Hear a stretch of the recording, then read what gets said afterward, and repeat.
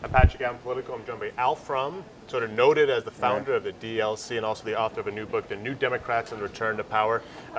It's sort of not only a reflection on your career and your relationship with Bill Clinton and how Democrats did quite well during the 1990s, but also your look at current state of affairs and where the Democratic Party should go. So let me start with that. When you look at the Democratic Party writ large, how is it doing and where does it need to improve? Well, you have to say it's doing pretty well in the sense that President Obama is only the second Northern Democrat, the other being FDR, to win a majority of the popular vote for president. So as a national party, we're doing okay. But we also have some big challenges. And our challenge right now is that we have a demographic advantage. And as long as the Republicans basically tell Hispanic voters they don't want to vote for them, that will continue. But at some point that will change. And then, to me, the most important thing for Democrats to do is if we're going to build a long-term governing majority, we need to do two or three things. The first thing we need to do is we really need to make sure that we demonstrate, as we did in the 1990s, that we can grow the economy, create jobs, create opportunity for everybody. We've got to be the party of opportunity, but if you don't grow the private economy over the long haul, you can't be a party of opportunity because there are only so many golden eggs to pass out if you don't have a healthy goose. The second thing, and I think this is a big challenge right now with Obamacare, just to be clear, I like the structure of Obamacare. I think it's a good structure. I mean, basically it's a private insurance plan, and it says everybody ought to have a basic policy. If you can't afford it, government will help you pay for it, and if you want more, you pay for it. That's a good structure, but we have to make it work because it's incumbent on Democrats to make government work. Democrats are the party that believes in an activist government. We believe that government is the agent of our collective wills. It's the vehicle for trying to do good things for people and for helping ourselves. And so if government doesn't work, if people lose faith in government, then the Democratic Party is in trouble. And so that's why it's really incumbent on President Obama and the administration to fix Obamacare, make sure that over the next 6 months, it begins to work smoothly. People actually get the benefits of the Affordable Care Act.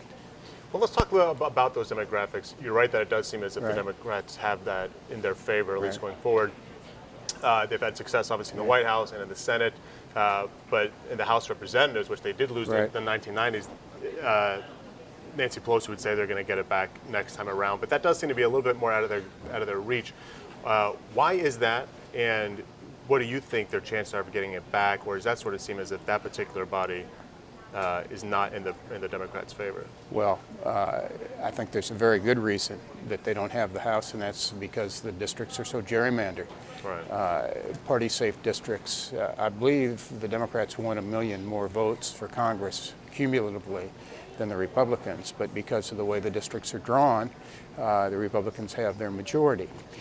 Look, I wrote this book because for two very important reasons, and they go to, I think they sort of foreshadow what I think about the future. The first is that memories are too short in politics. In the 1980s, there were 3 presidential elections, and the Democrats had the worst performance of any party in the history of the country in 3 consecutive elections. We had a lower percentage of electoral votes than any party has ever had in 3 consecutive elections. And while now things look better for us, we've won 5 out of the last 6 elections, at least in popular vote, presidential elections, you got to continue it and you got to keep it going. And I think people need to remember that we weren't always on top, because if you think that we could lose it, then you also think about ways to build and preserve the majority. Are those kind of landslides like we saw in '84, you think it's still possible for the Democratic Party to suffer a landslide like that? No, it's probably not. I think the parties are much more evenly divided now. But it is possible to see, well, just for example, if Mitt Romney had won the same percentage of Hispanic voters that George W. Bush won in 2004, he would have won the election. Right. So while we had a solid victory and an historic victory, you're just a little bit, a little deviation, and that result is reversed. The second reason I wrote this book is because I believe ideas matter in politics. And in today's world, with all the social media and everything else, there's a big emphasis on how you communicate with affinity groups, with the true believers, and not enough emphasis, in my view, on how you develop ideas that are good for the country. One of the ways you beat the polarization, you transcend it, is with ideas that can attract people from both sides. That's what we did in the 1980s. I mean, at the end of the 1980s, there's no question the Democrats were not only out of power, but we were out of ideas and we were out of touch with the country. We came up with an agenda that, one, grew the economy with fiscal discipline, investment in people and technology, expanding trade, but things like national service, welfare reform, AmeriCorps, sort of the re-embodiment of John Kennedy's ethic of asking people to give something back to their country. Most importantly, things like reinventing government. The idea, community policing, changed the whole policing system in the country. Those were things that helped solve big national problems. And that's what parties need to do again. And I hope it's my party. I hope the Democrats once again have a flurry of good and big ideas, because when you do that, then you sort of transcend the divisions, and it makes it a lot harder for the other side just to go to its narrow base.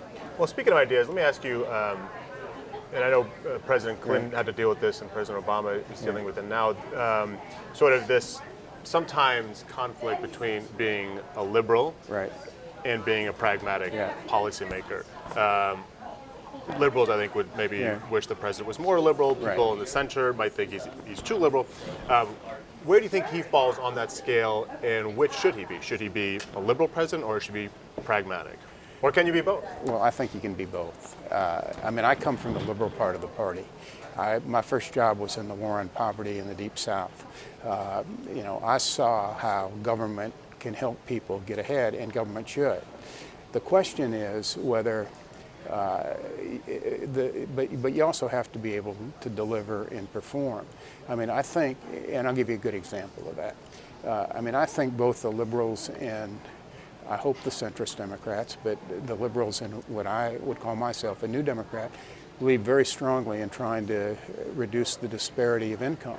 But how do you do it? I mean, I think the most important thing you can do is equip people with the tools to get ahead in the new economy so they can do better, because in the private economy they're going to do better than they'll ever do on the public dole.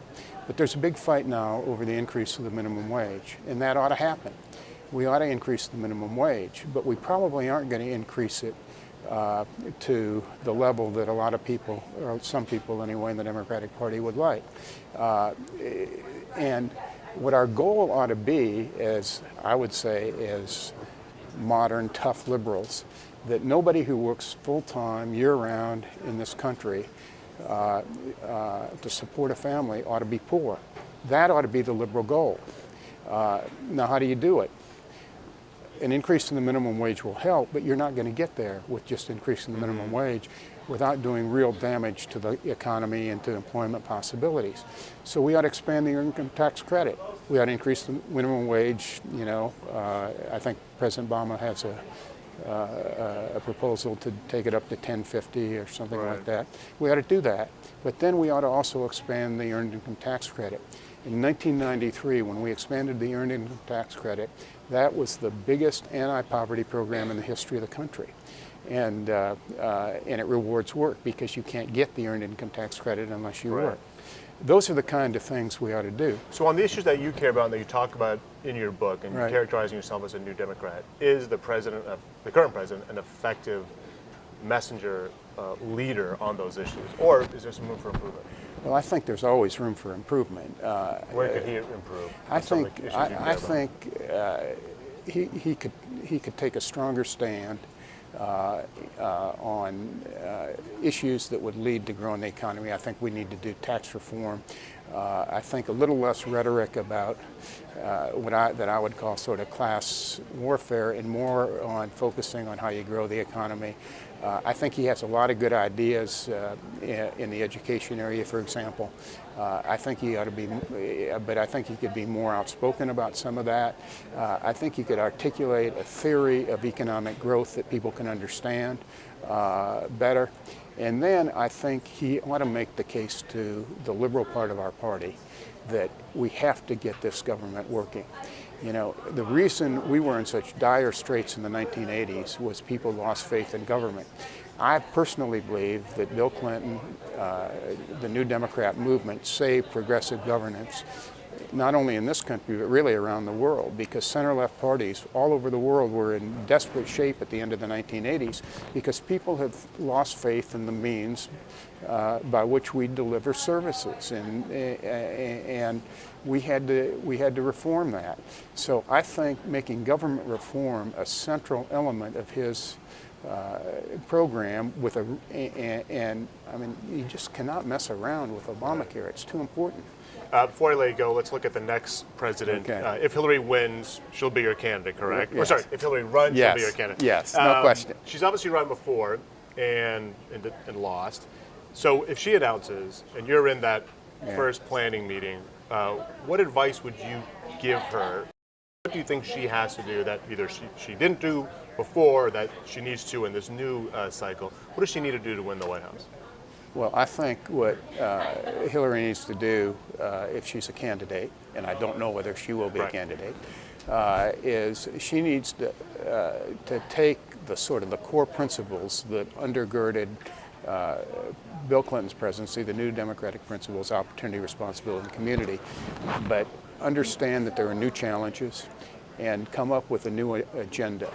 I mean, the most important thing any candidate can do is tell the American people what he or she wants to do, what he or she wants to accomplish. And if she does that, if she lays out a vision for the future of the country with specific ideas, I think she's going to be unstoppable. You know that one argument that people would say will hurt her is Clinton fatigue, in the same way that somebody would say Bush fatigue over Jeb Bush. Is that real or no?